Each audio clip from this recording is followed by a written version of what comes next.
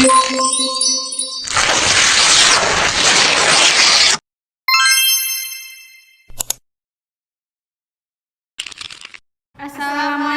warahmatullahi wabarakatuh. Perkenalkan, saya Mutia Maharani. Saya Yona Zalita. Saya Yuli Marsisyanti. Kami dari kelas 12 KKBT 1 kali ini akan menceritakan biografi tokoh sejarah Queen Elizabeth I.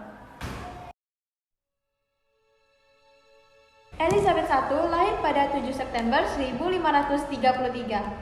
Adalah Ratu Kerajaan Inggris dan Irlandia dari 17 November 1558 hingga kematiannya pada tanggal 24 April 1603. Ia kadang dijuluki The Virgin Queen karena pada kala itu ia memimpin di usia 25 tahun.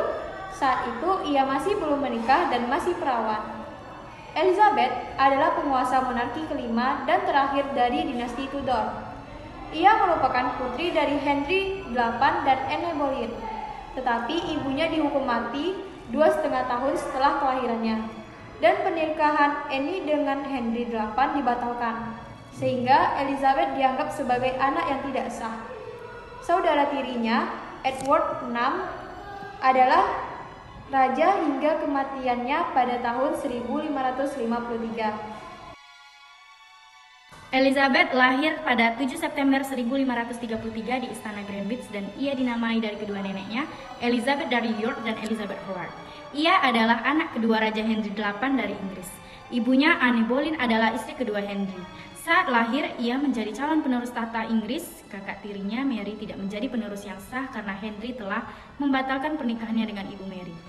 Catherine dari arogan agar dapat menikahi Anne dan memperoleh penerus laki-laki, Elizabeth dibaptis pada tanggal 10 September kepada Uskup Thomas Cranmer Marquess Exeter, Adipati wanita Norfolk, dan Dowager Marchioness Dorset menjadi 4 sponsor pembaptisannya. Saat Elizabeth berusia 2 tahun dan 8 bulan, ibunya dihukum mati pada tanggal 19 Mei 1536. Elizabeth dinyatakan sebagai anak yang tidak sah dan tidak lagi menjadi calon penerus.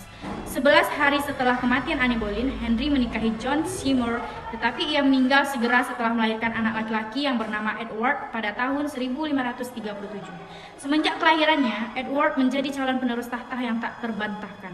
Elizabeth ditempatkan di rumah tangganya dan membawa chrism atau kain baptis saat Edward dibaptis.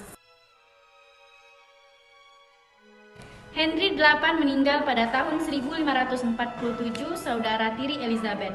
Edward VI meninggal pada usia 9 tahun. Catherine Parr, istri Henry yang akhirnya menjadi janda, kemudian menikahi Thomas Seymour dari Southly. Paman Edward VI dan saudara dari Edward Seymour, Adipati Somerset, mereka membawa Elizabeth ke rumah tangga mereka di Chelsea. Di situ Elizabeth mengalami krisis emosional yang diyakini mempengaruhi hidupnya untuk selamanya. Seymour yang umurnya sudah mendekati 40 tahun namun masih memiliki daya tarik seks yang kuat. Bermain-main dengan Elizabeth yang masih berusia 14 tahun seperti memasuki kamar tidurnya, menggelitikinya dan memukuli pantatnya. Parr tidak melarang suaminya melakukan hal tersebut dan malah turut serta.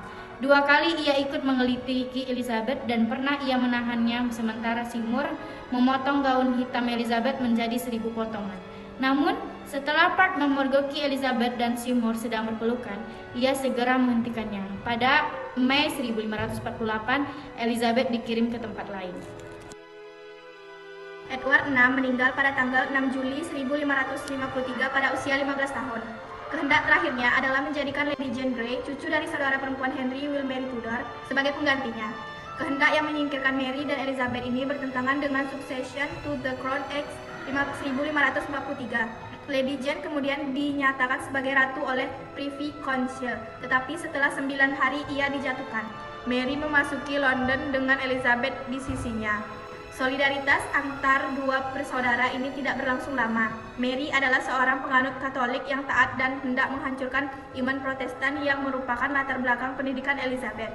Mary memerintahkan semua orang wajib menghadiri misa Katolik, dan Elizabeth mau tidak mau harus patuh. Kepopuleran Mary menurun pada tahun 1554 setelah ia mengumumkan akan menikahi Raja Philip dari Spanyol yang merupakan putra dari Kaisar Karl V dan penganut Katolik yang taat. Orang-orang yang tidak senang akan hal ini melirik Elizabeth untuk melawan kebijakan-kebijakan religius Mary.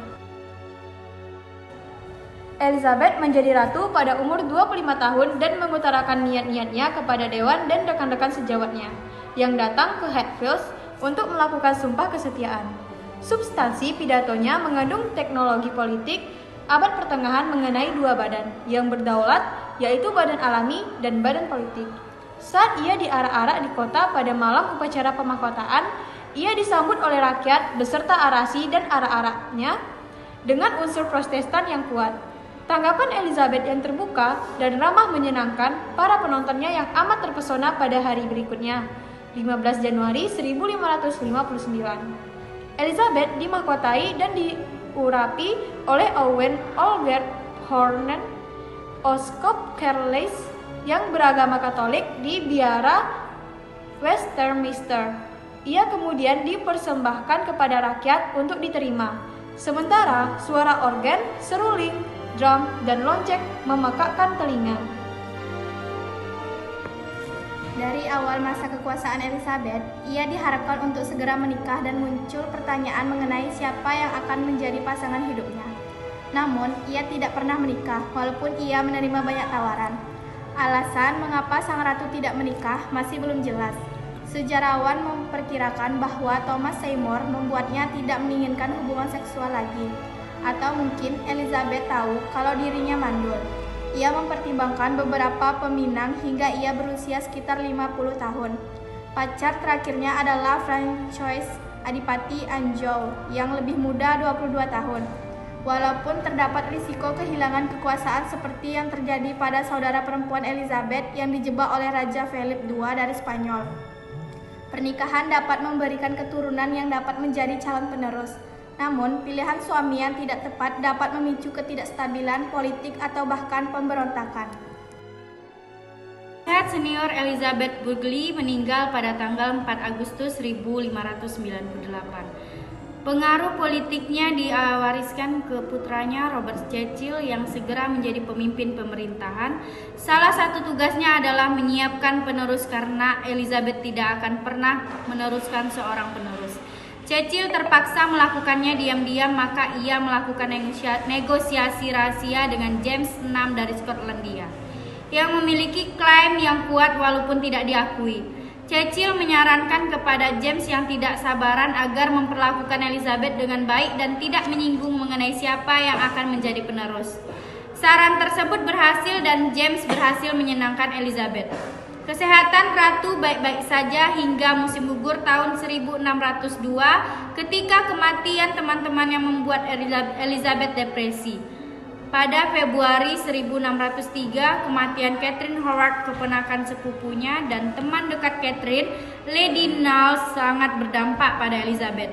Pada bulan Maret, Elizabeth jatuh sakit dan tetap berada dalam pilu yang tetap dan tak dapat dihilangkan. Ia meninggal pada tanggal 24 Maret 1603 di istana Richmond antara pukul 2 atau 3 pada pagi hari. Beberapa jam kemudian Cecil dan Dewan melancarkan rencananya dan menyatakan James VI dari Skotlandia sebagai James I dari Inggris. Peti mati Elizabeth dibawa pada malam hari ke istana Whitehall dengan menggunakan kapal yang diterangi oleh obor.